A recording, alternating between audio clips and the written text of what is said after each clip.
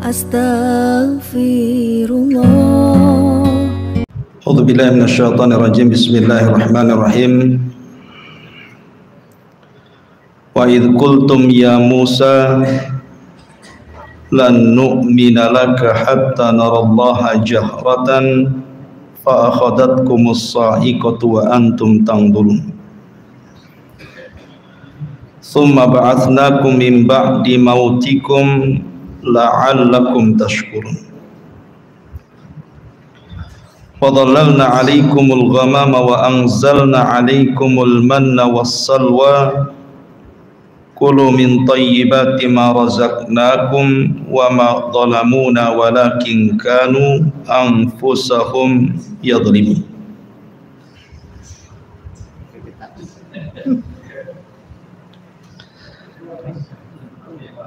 Baik.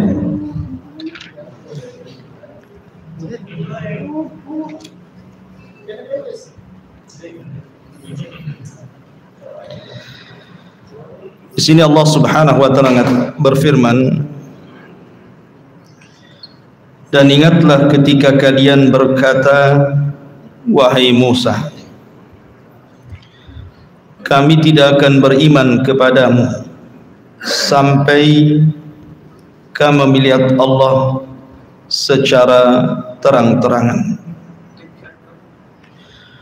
Maka tiba-tiba halilintar menyambar kalian dan kalian menyaksikannya. Kemudian kami hidupkan atau bangkitkan kalian dari kematian kalian agar kalian bersyukur kepada Allah Azza wa Jalla. Baik. Di dalam ayat ini Allah Subhanahu wa taala hendak menceritakan kepada kita tentang orang-orang pilihan Nabi Musa alaihi salatu wassalam. Mungkin kalau di dalam Islam itu al-asyaratu al-mubasyiruna bil jannah, 10 sahabat yang dijanjikan masuk surga. Lah Nabi Musa juga punya orang-orang pilihan sebanyak 12 orang. 12 orang pilihan Musa ini diajak oleh Musa untuk datang ke Bukit Saina mengambil Taurat sebagai undang-undang Bani Israel. Berangkatlah mereka semua, tapi karena perjalanan sangat jauh sekali, orang-orang ini tidak sanggup berjalan seperti halnya Nabi Musa yang Allah berikan kekuatan. Sehingga Musa bergegas duluan dan orang-orang pilihan ini menyusul. Nah, ketika Nabi Musa sampai di Bukit Saina, maka Musa alaihi salatu wassalam berpuasa selama 30 hari. Ketika hendak membatalkan puasanya, maka Allah Subhanahu wa taala melarang dan memerintahkan Musa untuk meneruskan 10 hari lagi sehingga genap menjadi 40 malam. Lah ketika itulah Allah Subhanahu wa taala menurunkan Taurat kepada Musa alaihi salatu wassalam. Dan Taurat adalah satu di antara kitab-kitab langit yang Allah Subhanahu wa taala turunkan ke bumi. Di sana ada Suhuf, di sana ada Taurat, ada Zabur, Injil dan Quran. Jadi Taurat ini turun kepada Nabi Musa alaihi salatu wassalam. Dan Taurat dalam istilah orang di luar Islam adalah perjanjian lama. Kalau Injil itu disebut perjanjian baru.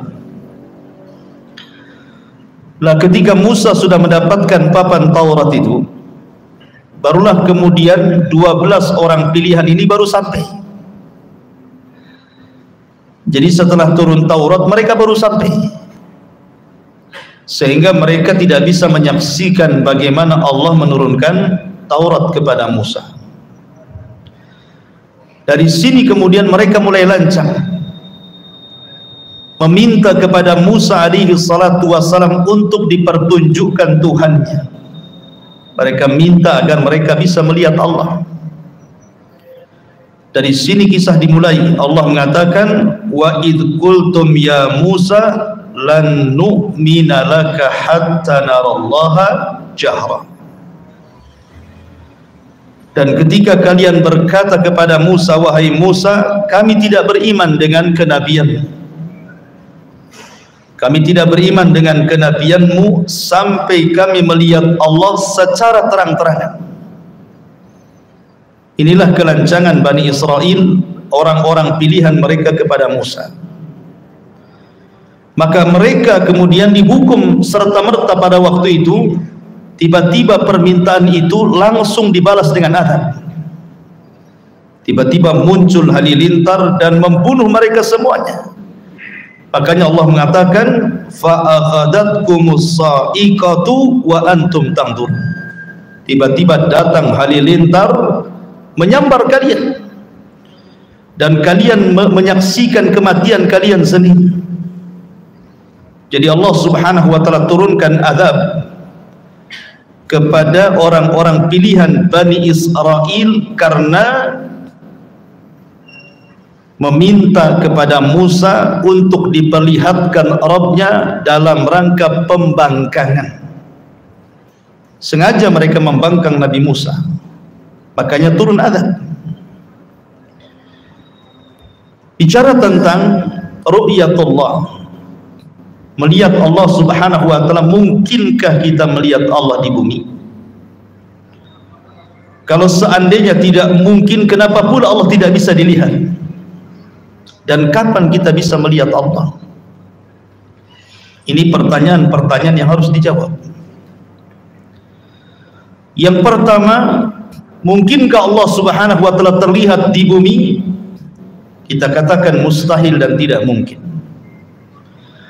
Bukan Allah Subhanahu wa taala tidak bisa dilihat, tapi pandangan kita yang tidak sanggup melihatnya. Jangankan Allah Subhanahu wa taala yang kita lihat, makhluk Allah Subhanahu wa taala berupa matahari saja. Anda lihat matahari, coba antum pelototi matahari itu 5 menit saja. Apa enggak merah itu? Langsung diinstal tuh maka mata antum. Matahari saja kita tidak sanggup bermenit-menit melihat. Itu baru makhluk Allah. Kalau matahari saja yang merupakan makhluk Allah Subhanahu wa taala tidak bisa Anda lihat, bagaimana Allah Subhanahu wa taala? Matahari itu bukan tidak bisa dilihat, tapi kita tidak sanggup melihatnya. Kita hanya sanggup beberapa menit saja, habis itu silau. Itu terjadi kepada makhluk, maka kepada Allah mimba bil aula, tentu lebih utama dibandingkan kepada makhluknya sendiri. Dan sesuatu yang tidak bisa terlihat bukan berarti bendanya tidak ada. Angin saja, di sini ada kipas berapa ini? Kita bisa merasakan angin kipas ini ke badan kita. Tapi antum bisa melihat bentuk angin yang menerpa badan antum kan tidak bisa. Seperti apa bentuk angin itu? Itu pada makhluk itu. Tapi bukan berarti kemudian kita katakan nggak ada angin, buktinya ada kan gitu, kita terasa.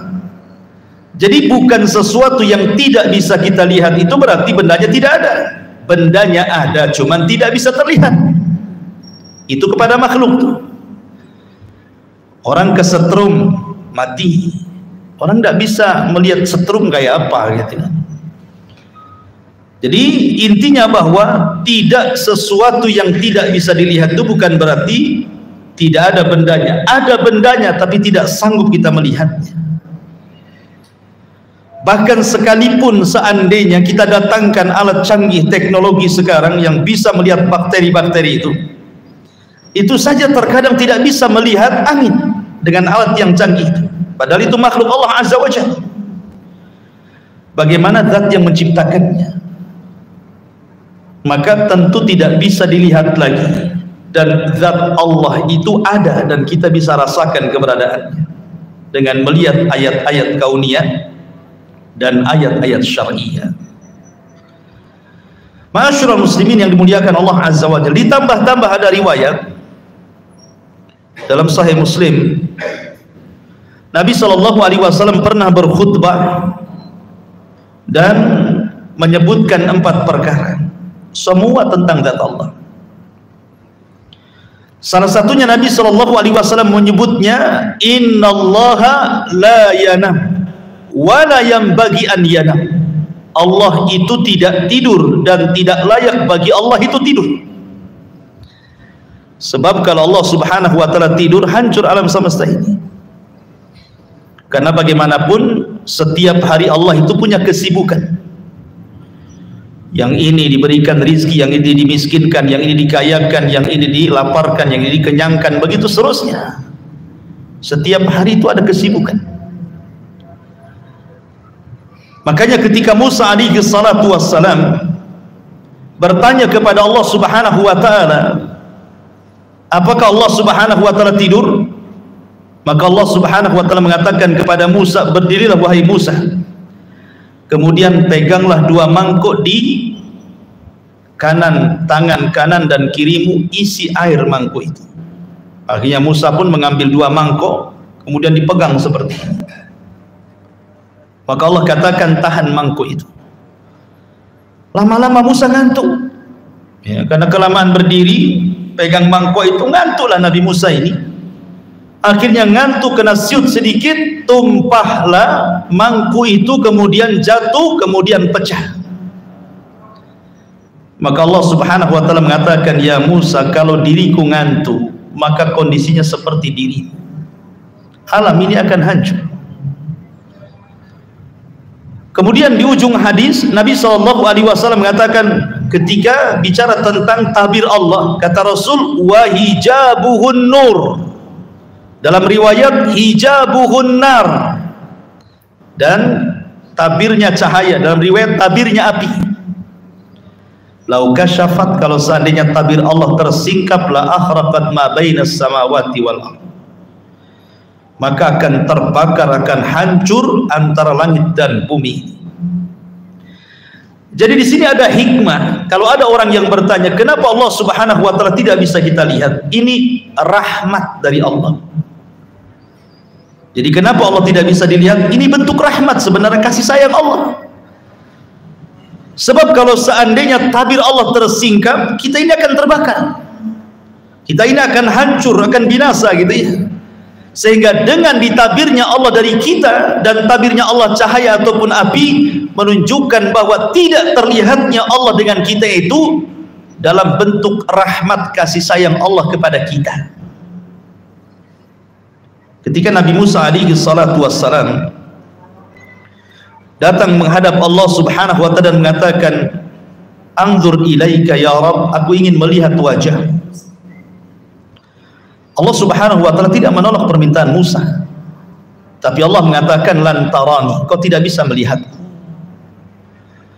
Kemudian sebagai bukti Allah tidak menolak permintaan Musa, bukan hanya mengatakan lan tarani, kau tidak bisa melihatku, tetapi kata Allah Azza wa Jalla, walakin dur ilal jabal, kau lihat gunung itu, gunung yang batu isinya itu gunung Tur Sinai itu, kau lihat gunung itu. Fa in istaqarra makana fa sawfa tarani, kalau gunung itu tidak bergeming dari tempatnya, tidak hancur, kalau aku tampakkan kepada gunung itu, engkau akan melihat aku. Apa yang terjadi? Allah berfirman dalam surah Al-A'raf, falamma tajalla rabbuhu lil jabali ja'alahu dakka wa sara Musa sa'iqa. Ketika Allah betul-betul menampakkan dirinya kepada gunung itu, apa yang terjadi? Hancur gunung itu. Gunung itu hancur. Jangankan Allah Subhanahu wa taala memperlihatkan dirinya kepada gunung, seandainya Quran saja turun kepada gunung ini, lau anzalna hadzal qur'ana ala jabalin la ra'aitahu khashi'an mutasaddian min khasyatillah. Mutasaddi, bisa belah gunung itu karena takutnya kepada Allah. Apalagi Allah menampakkan kepada gunung itu, hancurlah gunung itu. Maka gunung itu hancur, Musa kaget dengan ledakannya, kemudian Musa pun pingsan. Falamma afaqa, ketika Musa sadar, dia mengatakan, tubtu ilaika wa ana awwalul mu'min. Aku taubat ya Rabb, aku tidak akan meminta aku melihat dirimu, dan aku orang yang pertama beriman kepadamu. Musa saja tidak sanggup melihat Allah gitu.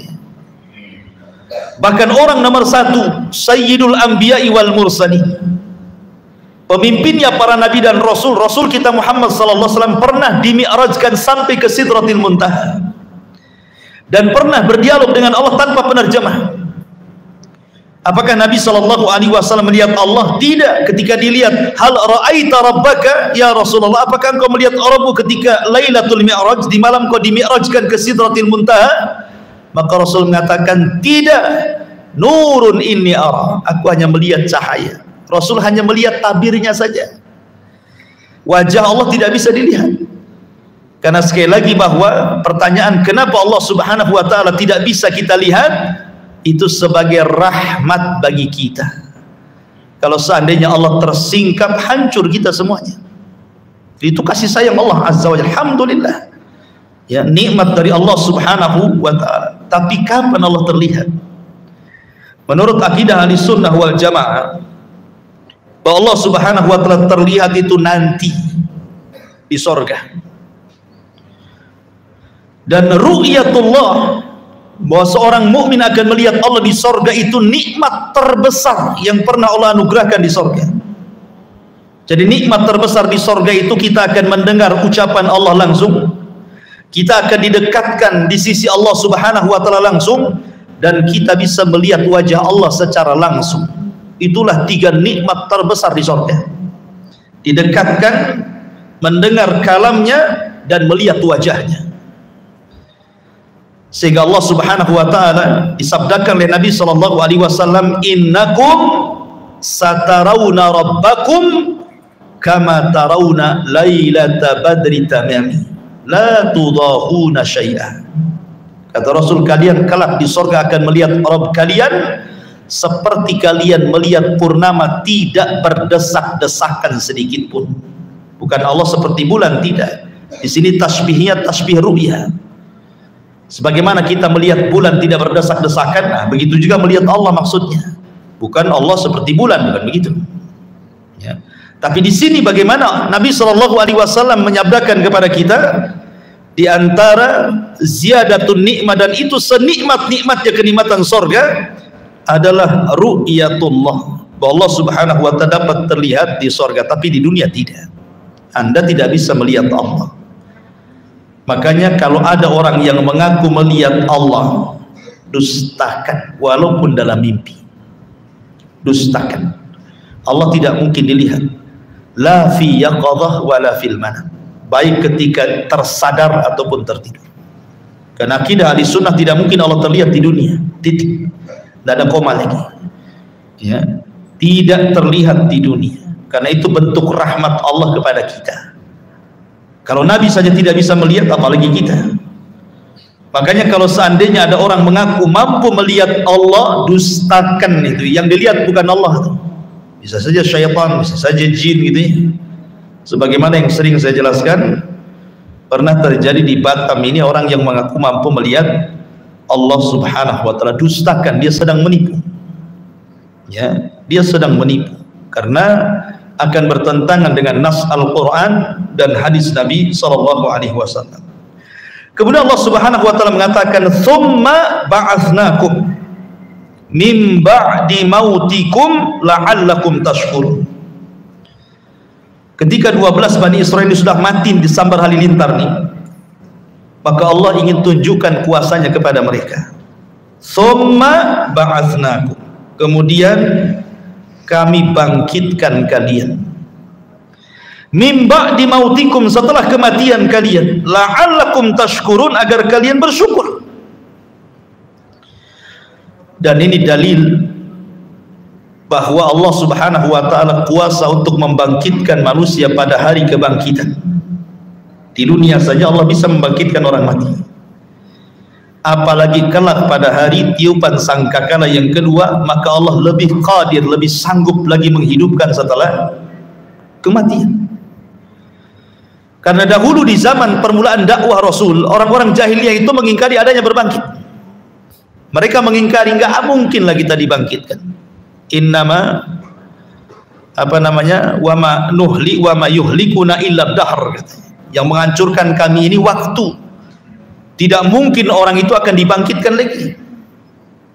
Yang disebut dengan kelompok Dahriyah itu, yang sekarang disebut dengan ateis gitu kan. Mereka mengingkari adanya kebangkitan.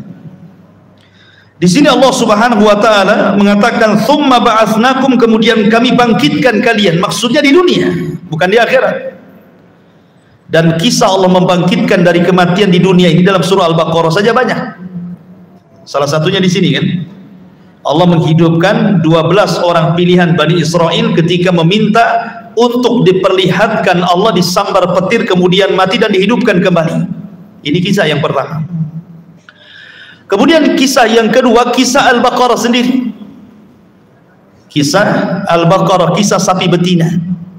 Ketika ada orang kaya mati, kemudian Bani Israel datang kepada Musa supaya diberitahu siapa pembunuhnya.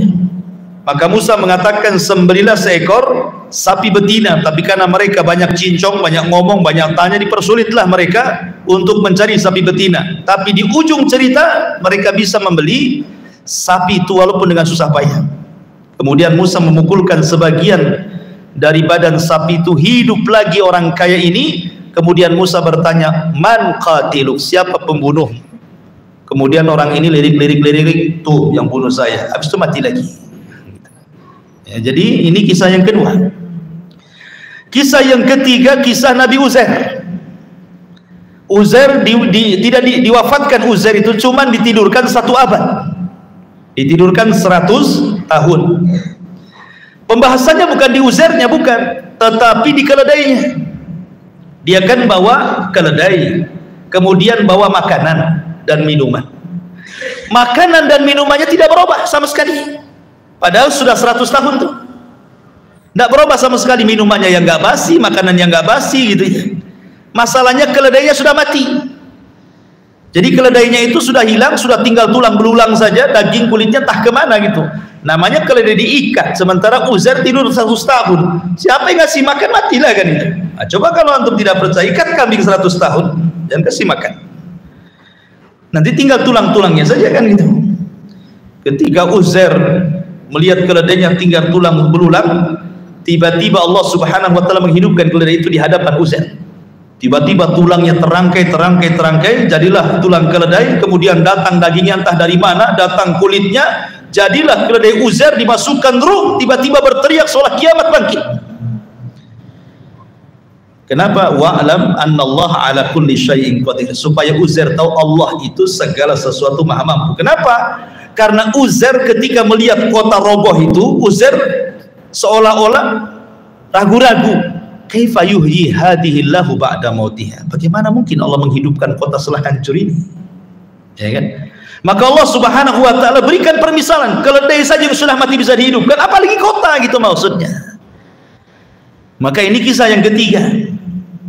Kemudian kisah yang keempat, kisah ketika Bani Israel terkena taun, di mana Allah Subhanahu wa taala berfirman, alam tara ilal ladzina kharaju min diyarihim wa hum ulufun hadarul maut wa qila lahum mutu tsumma ahyahum.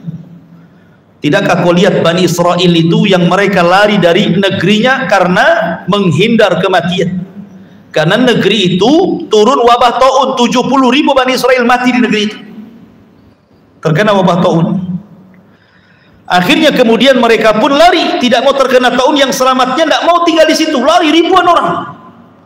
Makanya Allah mengatakan uluf, bukan alaf, uluf, ribuan jumlahnya, banyak sekali, menghindari penyakit taun.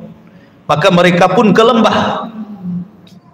Rupanya sampai di lembah, malaikat maut sudah nunggu. Kemudian malaikat maut mencabut nyawa mereka semua. Tidak mati karena taun, mati pula oleh malaikat maut. Mereka kan maunya menghindar dari kematian taun. Keluarlah dia, ke daerah yang mereka inginkan di lembah. Rupanya malaikat maut sudah banyak berdiri di situ. Dari sini ada kaidah para ulama, al-hadaru la yamna'ul qadara.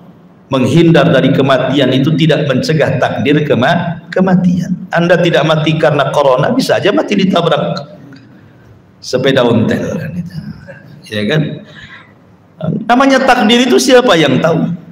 Lah ketika orang ini sudah mati semuanya yang ingin menyelamatkan dari tahun ini, datang seorang nabi namanya Hazkiyah, dari nabi-nabi Bani Israel, Nabi Hazkiyah. Maka Nabi Hazkiyah berdoa kepada Allah Subhanahu wa taala untuk dihidupkan orang-orang ini. Akhirnya Allah Subhanahu wa taala mengabulkan doa Hazkiyah, dihidupkan semuanya. Dan mereka pun beriman kepada nabinya belakangan. Ya kan? Nah, ini kisah yang keempat, Allah menghidupkan setelah kematian. Kisah yang kelima masih dalam Al-Baqarah. Kisah Nabi Ibrahim alaihi salatu wassalam. Ketika dia bertanya kepada Allah, kaifa tuhyil mauta, bagaimana engkau menghidupkan dari kematian ya Rabb? Maka Allah mengatakan, ya Ibrahim, ambil 5 unggas jenis burung-burungan, entah ayam, entah apa yang bisa terbang lah, burung apa gitu kan, 5 unggas, kau potong-potong, kau potong kecil-kecil, dari paha, dari sayap, dari kaki, dari semua kau potong-potong semuanya. Potong-potongannya itu kau letakkan di semua gunung-gunung sana, kau pegang kepalanya satu-satu. Jadi Ibrahim hanya megang kepalanya saja, badannya sudah dipotong-potong, sudah disebar di mana-mana bukit, di mana-mana gunung tuh. Maka Allah mengatakan, "Tsumma uhunna ya'tinaka sa'ya." Kau panggil tuh badan-badannya tuh. Maka Ibrahim memanggil badan-badannya itu. Tiba-tiba melesat badannya dari semua bukit dan gunung, dan tidak ada yang salah dengan kepalanya. Yang ayam ya tidak gabung dengan merpati, ya ayam dengan ayam juga gitu ya. Jadi persis nyambung dengan binatang yang dipotongnya. Lah dari 5 kasus ini, termasuk di sini, summa ba'atsnakum min ba'di mautikum la'allakum tashkurun, bahwa kalau Allah sanggup menghidupkan dari kematian di dunia, maka Allah sanggup akan menghidupkan manusia di akhir. Maka jangan pernah mengingkari hari kebangkitan. Allah sanggup menghidupkan di dunia, bagaimana pula Allah Subhanahu wa taala tidak sanggup menghidupkan di akhirat ya. Karena Allah Subhanahu wa taala itu ala kulli syai'in qadir, atas segala sesuatu maha mampu. Kemudian Allah Subhanahu wa taala mengatakan, wa dhallalna 'alaikumul ghamama wa anzalna 'alaikumul manna wassalwa, dan kami naungi kalian dengan awan, dan kami turunkan kepada kalian al-manna dan salwa, makanan man dan juga salwa. Kulu min thayyibati ma razaqnakum, makanlah apa yang kami rizkikan kepada kalian. Wa ma zalamuna, dan mereka tidak mendolimi kami, walakin kanu anfusahum yadlimun, mereka lah yang mendolimi diri-diri mereka sendiri. Jadi begini kisahnya, ini kisah lain. Jadi Bani Israel ketika mereka sudah sampai di perbatasan kota Ariha, Ariha itu kota tertua di dunia.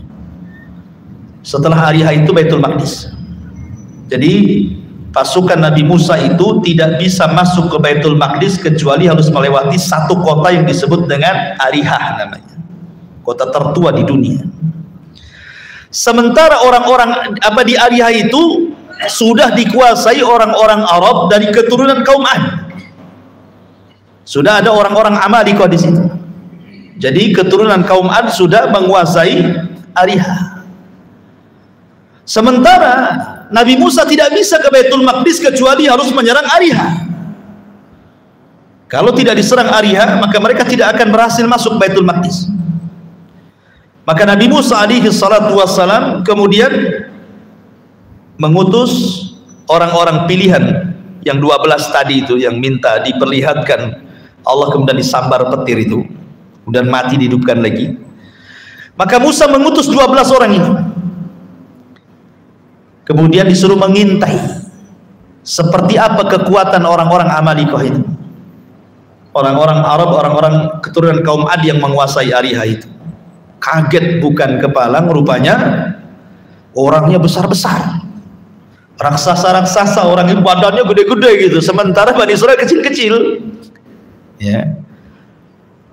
Jadi akhirnya kemudian 12 orang ini melaporkan kepada Musa, kayaknya kita tidak bisa menang. Mereka kaum yang banyak, besar-besar, raksasa badannya, kita ini kecil-kecil mau lawan mereka katanya. Gimana kita akan menang? Kata Musa, kalian jangan menyebarkan berita ini kepada pasukan Bani Israel, nanti mereka ketakutan. Simpan rahasia ini. Rupanya dari 10 orang itu, dari 12 orang ini, 10 orang malah bercerita kesana kemari.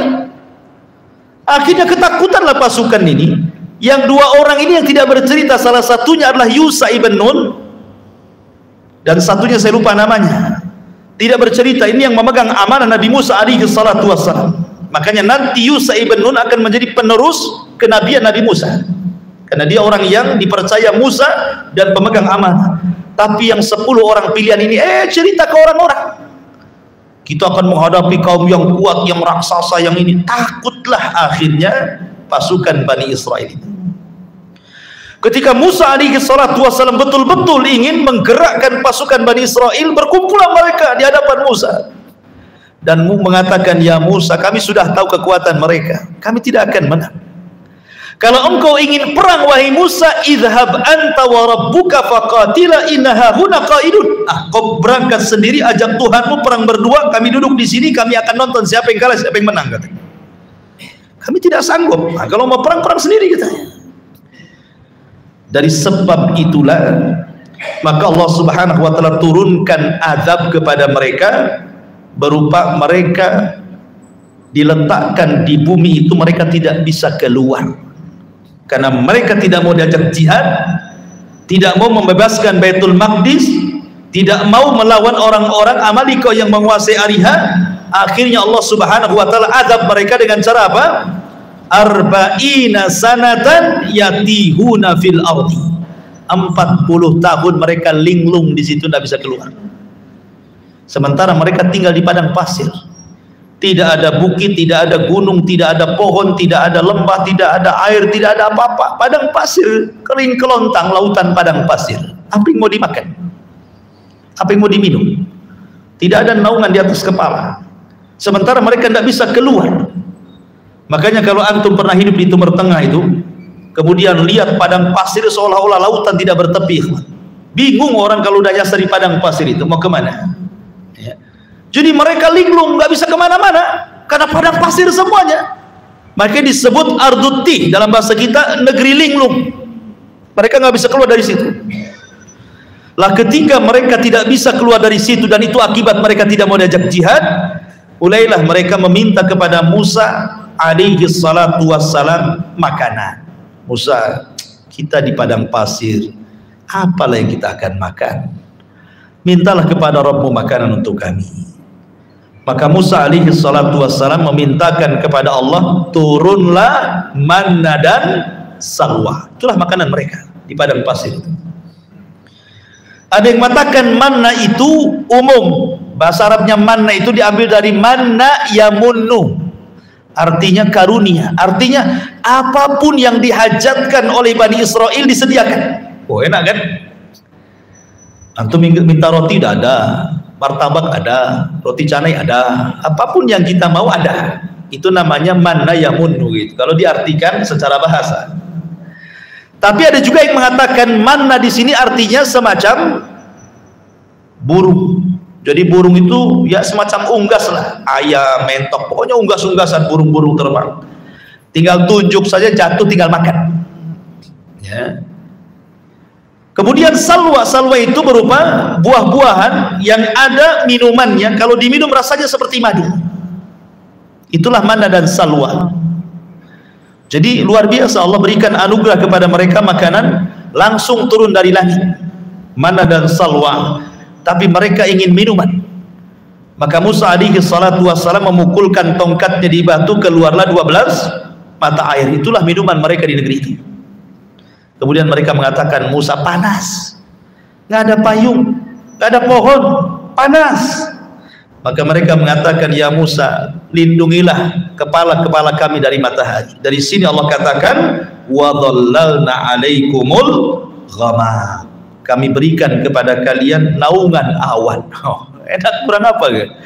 Mereka sudah tidak lagi terkena sinar matahari, sudah ada awan yang menaungi kepala mereka. Sudah ada makanan manna dan salwa, sudah ada minuman mata air. Kurang apa? Itu nikmat dari Allah Subhanahu wa taala. Sehingga Allah mengatakan, kulu min thayyibati ma razaqnakum, tinggal makan kalian dari yang baik-baik yang kami rizkikan kepada kalian. Wa ma dhalamuna walakin kanu anfusahum yadhlimun. Mereka tidak mendolimi kami, tapi mereka mendolimi mereka sendiri. Kenapa? Karena mulai kurang ajar kepada Musa alaihi salatu wassalam. Apa kurang ajarnya? Wa idh qulna dkhulu hadhil qaryah. Ya. Dan ketika mereka masuk ke sebuah negeri, ini diantara bagaimana Bani Israel ini kisah lain lagi ya, kisah lain. Tetapi nanti kisah yang nyambung dengan kisah Al-Baqarah 57 ini adalah Al-Baqarah 61. Itu nyambung tuh ayatnya nanti kisahnya itu. Jadi antara ayat 57 ke 61, itu nyambung. Nah, kita baca 61-nya baru kita naik ke atas. Wa id qultum ya Musa lan nasbiru ala ta'ami wahid. Wahai Musa, kami nampaknya bosan nih makan manna, makan salwa, makan daging burung, daging mentok, daging ayam. Bosan kan? Ya. Kami pengen lalap-lalapan. Ya, minta lalapan orang ini. Ya. Dikasih daging-dagingan, dikasih buah-buahan yang lezat, salwa. Mereka mengatakan apa? Lan nasbira ala ta'ami wahid. Kami tidak sabar, asih ini aja yang kita makan. Padahal mereka itu makan lo tidak nyari. Bukan mereka bekerja dulu nyari uang, kemudian dibelikan beras, dimasak. Enggak. Waktunya makan pagi sudah ada, waktunya makan siang sudah ada, waktunya makan sore sudah ada, waktunya makan malam sudah ada. Kurang apa enaknya itu? Tidak dituntut kerja, tidak dituntut apa, tinggal makan saja. Tapi mereka kaum yang tidak bersyukur. Mereka mengatakan, lan nasbiru ala ta'ami wahid. Bosan kami dengan satu makanan ini. Fad'u lana rabbaka yukhrij lana mimma tumbitul ardh. Cobalah kau berdoa kepada Rabb, wahai Musa, keluarkanlah sayur-sayuran dari bumi ini, mim baqliha wa kisaiha wa fumiha wa adasiha wa basaliha. Bayangkan dari bawang-bawangan, ya kan? Pokoknya mereka minta lalapan yang sifatnya dari sayur-mayuran, ya. Mimbakliha dari sayur-mayuran, wa kisaiha wa dari kacang-kacangan, wa adasi wa basale dari bawang-bawangan. Bayangkan. Maka Musa mengatakan, atastabdiluna alladhi huwa adna billadhi huwa khair. Engkau memilih yang rendah pada Allah sudah kasih yang lebih baik. Allah kasih terbaik makanan ini karena Allah sendiri yang menurunkan dari langit. Kalian minta pula yang rendah. Kalau itu yang kalian minta, Musa mengatakan, ihbitu Misra. Itu di mana kota ada yang seperti itu, di mana desa ada, itu tinggal tanam tumbuh. Tapi makanan yang kalian makan gak ada di bumi ini, karena ini makanan dari langit masalahnya. Jadi Musa mengingatkan nikmat itu kepada Bani Israel. Tetapi apa yang terjadi? Wa dhuribat alaihimudz dhillah. Akhirnya mereka mengalami kehinaan, wal maskanah, kemiskinan lagi, wa ba'u bi ghadabi minallah, dan mereka harus menanggung murka Allah Subhanahu wa taala. Akhirnya manna dan salwa itu hilang. Kemudian air juga mulai kering. Akhirnya mereka makan ala kadarnya. Tadinya sudah kaya jadi miskin lagi. Nah, inilah rasakan, ini yang kalian mau kan? Nah, itu seolah-olah Allah mengatakan seperti itu. Ini yang kalian mau. Sudah Allah anugerahkan makanan enak, ini yang kalian mau makan nih. Maka Allah datangkan kemurkaan kepada mereka. Kenapa? Dzalika bi annahum kanu yakfuruna bi ayatillah, karena mereka kufur dengan ayat-ayat Allah, wa yaqtuluna an-nabiyyina bighairil haqq, karena membunuh para nabi dengan tanpa ada hak yang dibenarkan. Dzalika bima asaw wa kanu ya'tadun, karena mereka bermaksiat dan mereka melampaui batas. Baik. Kemudian Allah Subhanahu wa taala melanjutkan kisahnya. Wa id qulna dkhulu hadhil qaryata faqulu minha haitsu syi'tum ragada. Wadkhulul baba sujjadan wa qulu hittatun naghfir lakum khotoyakum wa sanazidul muhsinin. Jadi ceritanya begini. Nabi Musa hidup selama 40 tahun di negeri linglung. Begitu juga Harun alaihi salam. Tapi Allah takdirkan keduanya wafat. Keduanya wafat di negeri ini. Belum berhasil merebut Baitul Maqdis, Musa dan Harun sudah wafat di negeri linglung selama 40 tahun itu. Akhirnya generasi para pengecut itu sudah mati juga. Datanglah anak-anak mereka. Lah anak-anak mereka ini akhirnya dididik oleh Yusha ibn Nun untuk menjadi para pemberani. Dan setelah kematian Musa, Bani Israel menyesal.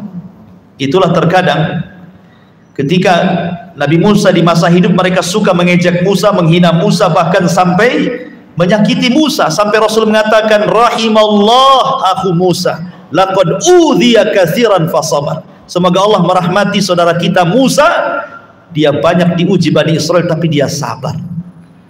Sabar Nabi Musa itu. Bayangkan difitnah oleh Bani Israel dengan berbagai macam fitnah, sampai kepada masalah pribadi privasinya itu difitnah oleh Bani Israel. Ketika Musa tidak mau mandi bareng, kan kebiasaan Bani Israel kan suka mandi bareng kayak kita di desa-desa kan, zaman bahula kan gitu ya. Belum di rumah itu belum ada kamar mandi, belum ada toilet jongkok, apalagi duduk gitu ya. Orang berak masih di tambak, masih di ini. Kalau di orang-orang yang dekat laut, kalau di sungai ya di sungai gitu ya. Jam 3 pagi itu udah sibuk tuh orang tuh, nongkrong-nongkrong di pinggir sungai itu kan. Ngapain ya jam 3 tuh. Tapi yang jelas bahwa orang dulu itu kan biasa itu mandi di sungai rame-rame. Mana punya malu? Gak ada malu. Kalau sekarang antum sudah ngaji, malu lah. Kalau antum tak malu, tak ada malu lah. Kalau orang dulu kan biasa saja mandi. Antum mau pakai daleman saja, perempuan juga sama seperti itu gitu kan. Ya, makanya orang dulu itu banyak orang ngintip-ngintip di pohon-pohon pisang, di pohon-pohon mangga. Artinya apa? Karena kebiasaan orang dulu seperti itu.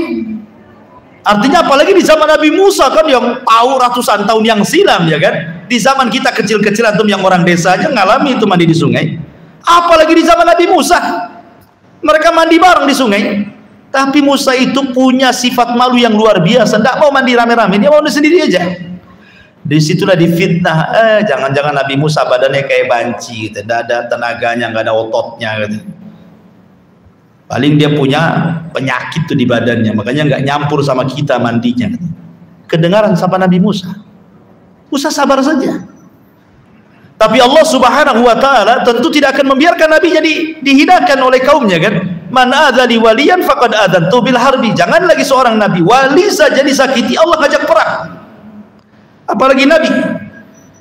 Maka ketika Nabi Musa mandi sendiri, diletakkan celana bajunya di atas batunya, Allah sengaja batu itu dibuat jalan. Batunya lari.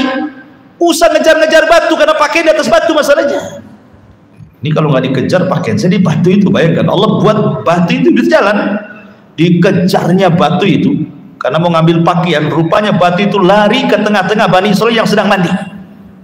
Otomatis Musa sedang mengejar batu kan gitu, telanjang gitu kan. Nampaklah sama Bani Israil itu kan badan dia kan. Wow, ternyata badannya sangat indah, sangat steril, mulus, tidak ada penyakit. Rupanya yang kami tuduhkan kepada dia nggak benar katanya. Sampai masalah privasi mereka nuduh Nabi Musa itu. Ya. Bahkan ketika Nabi Harun meninggal, yang difitnah membunuh Harun itu adalah Musa. Padahal Nabi Musa ya, Nabi Harun yang meninggal wajar. Tapi karena Harun lebih dicintai Bani Israel, ketika mereka tidak melihat kematian Harun, hanya dilihat Nabi Musa, mereka nuduh bahwa Musa membunuh Harun. Sampai ketika kematian Harun, dituduh Musa yang membunuh Harun abangnya. Makanya wajar kalau Rasul mengatakan rahimallah akhu Musa laqad udhiya katsiran fasabar. Sungguh Allah rahmati saudara kita Musa, dia banyak diuji Allah tetapi dia sabar. Ya kan? Lah akhirnya kemudian ketika azan ya, saya kira baik sampai di sini ada manfaatnya, kita lanjutkan minggu depan. Subhanaka bihamdika asyhadu an la ilaha illa anta astaghfiruka wa atubu ilaik. Allahu ta'ala. Assalamualaikum warahmatullahi wabarakatuh.